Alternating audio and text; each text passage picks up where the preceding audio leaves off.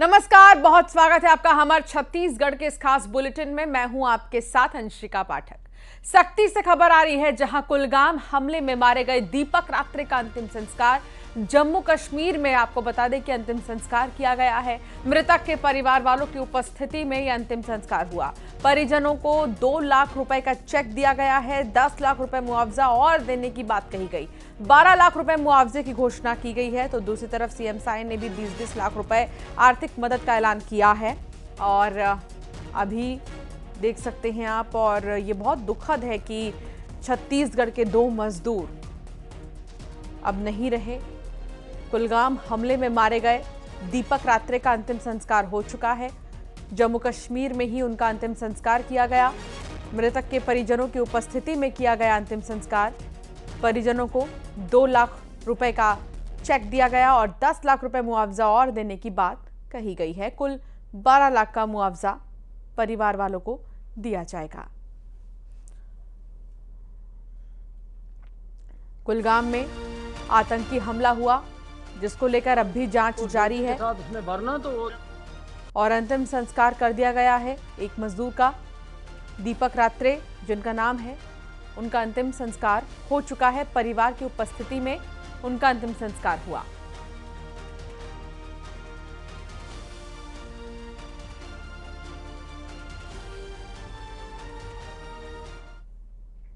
दीपक रात्रे के अलावा छत्तीसगढ़ के सक्ती जिले के रहने वाले जिस मजदूर की मौत हुई, उनका नाम आपको बता दें कि अब सामने आ रहा है।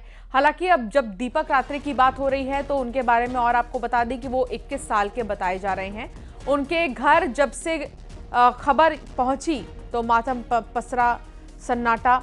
दीपक लगभग 1 साल पहले अपने परिवार के साथ जम्मू कश्मीर में एक ईंट भट्टे पर मजदूरी करने के लिए गया था। उसके साथ उसकी पत्नी और भाई भी वहां काम करते थे। दीपक अपने पीछे पत्नी और एक मासूम बच्चे को छोड़ गया। और माँ है तो बुढ़िया हो गए, पर बेटा है तो विकलांग है। मैं ये चाहता हूँ सरकार से, मैं ये कहना चाहता हूँ ओकर खर्चा पानी के लिए कुछ भी काम दिलगा ऊपर देवें। और सरकार, छत्तीसगढ़ सरकार से निवेदन करत हूँ ओकर कुछ देवें। और श्रीनगर जो सरकार है ओकर भी निवेदन करत हूँ ओकर खर्चा पानी लेकर के देवें। अंतिम संस्कार सर मैं वाला छोटे बड़े करे हैं, सब चीज करे हैं। अंतिम संस्कार हमार गांव में ही हुई, हमारे हाथ से हुई। बढ़िया मजा के हमन हमारे हाथ से वाला पाले पोसे हैं, बढ़िया मजा करे हैं। जम्मू कश्मीर के कुलगाम में हुए आतंकवादी हमले में सक्ती जिले के हरदीडी निवासी दीपक रात्रे की भी जान चली गई है। आपको बता दें कि आतंकवादियों ने ये कायराना हरकत की है। इस वक्त मैं दीपक रात्रे के घर में मौजूद हूँ। आप देख सकते हैं कि यही एक छोटा सा घर है जिसे जो है वो मजदूरी करके बेहतर बनाना चाहता था। शायद वही वजह है कि उसने मजदूरी करने के लिए जम्मू कश्मीर गया हुआ था। इसके साथ ही साथ आप देख सकते हैं इस घटना की जानकारी जैसे ही जो उनके परिजन हैं उनको मिली है तो परिजन जो है शोक में बैठे हुए हैं और किसी तरह की कुछ बात करने में अभी फिलहाल कोई बात करने की स्थिति में ही। आप देख सकते हैं पूरे परिजन हैं उनके, उनके नाना है यहाँ पर, उनकी नानी है, उसके साथ ही साथ उनके जो रिश्तेदार हैं वो है। मैं आपको दीपक जो है उसके घर के जो हालात हैं उसको भी दिखाना चाहूँगा। आप देख सकते हैं एक बेहद गरीब परिवार का जो दीपक, महज 21 वर्ष उनकी वो जो है उम्र थी और ये जो टूटा फूटा झोपड़ी घर है उसी को बनवाने के लिए वो मजदूरी करने के लिए गया हुआ था। लेकिन आतंकवादियों द्वारा की गई इस कायराना हमले में उसे जो है अपनी जान गंवानी पड़ी है। घटना के बाद से पूरे परिवार में शोक का माहौल है और जो परिवार है वो मुआवजे की। जम्मू कश्मीर के कुलगाम में हुए आतंकी हमले ने छत्तीसगढ़ के एक और परिवार की खुशियां छीन ली हैं।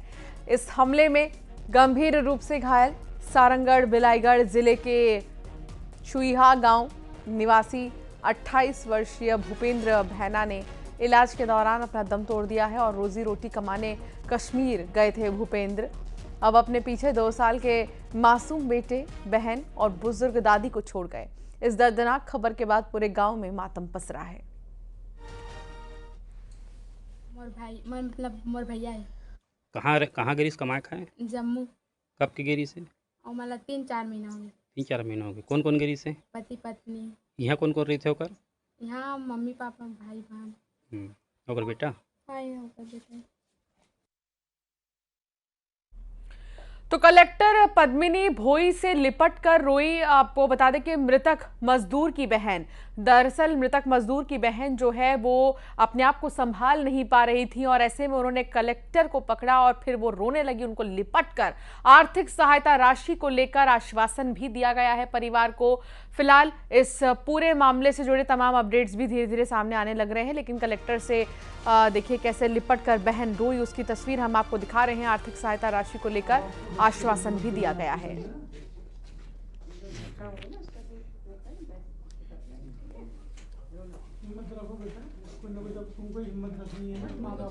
तो वहीं रायपुर से खबर, जहां सीएम साय ने ऐलान किया है, सीएम साय ने मुआवजे का ऐलान किया है। कुलगाम आतंकी हमले में मारे गए 2 मजदूरों के परिवार को 20-20 लाख रुपए मुआवजे का ऐलान किया गया है। यह आर्थिक सहायता परिवार वालों को जिन्होंने अपनों को खोया है, वो मजदूर जो पैसे कमाकर घर लाते थे, गृहस्थी चलती थी उन पैसों से, लेकिन अब वो नहीं रहे। ऐसे में आर्थिक मदद का ऐलान मुख्यमंत्री की तरफ से किया गया और 20-20 लाख रुपए के मुआवजे का ऐलान किया गया। छत्तीसगढ़ के लिए दुखद समाचार है कि दक्षिण कश्मीर के कुलगाम में आतंकवादियों ने 2 हमारे जो प्रवासी श्रमिक थे वहां पर काम करने गए थे, उनका आतंकवादियों ने नृशंस हत्या कर दी, जो कि बड़ा पीड़ादायक और हृदय विदारक सूचना है। और इसमें शक्ति जिले से श्री दीपक रात्रे की आतंकवादियों ने हत्या कर दी और सारंगढ़ बिराईगढ़ जिले से भूपेंद्र भैना, उसकी भी नृशंस हत्या कर दी। और आतंकवादियों के इस कृत्य की घोर निंदा करते हैं और ईश्वर से प्रार्थना है कि दोनों दिवंगत आत्मा को अपनी चरणों में स्थान दें और उनके मृत आत्मा को शांति प्रदान करें। और छत्तीसगढ़ की सरकार दोनों मृतक परिवार को 20-20 लाख रुपये की सहायता राशि प्रदान करेगी। और अब बात करेंगे कुलगाम आतंकी हमले को लेकर। डिप्टी सीएम विजय शर्मा ने क्या कहा, तो उनका भी बयान आया। आतंकी आकर साथ में 10 मिनट बैठे रहे, विजय शर्मा ने कहा, उनसे बात की और फिर गोली मार दी। ये दिखाता है कि यह हरकत कितनी कायराना है।